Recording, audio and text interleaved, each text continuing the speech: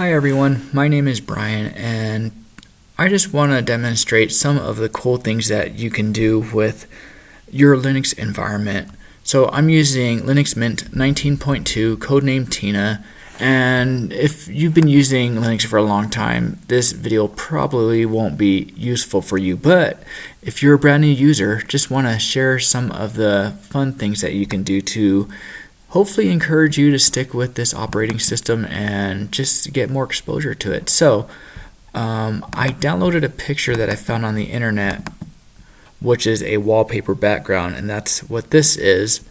And after you have your brand new install of Linux, you can actually change the terminal window to be something different. So some people are familiar with this look where it's a black box and you just type commands, and that's great.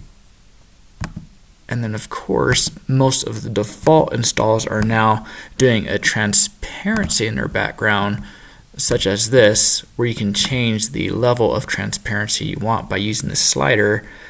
And then my personal approach is I like using a background image that I define, where I can increase the intensity of that background or add some shading. So this is about where I like it. This is a good sweet spot for being able to run commands and not getting distracted by different sorts of windows in the background doing things. So I hope you enjoy this short quick video.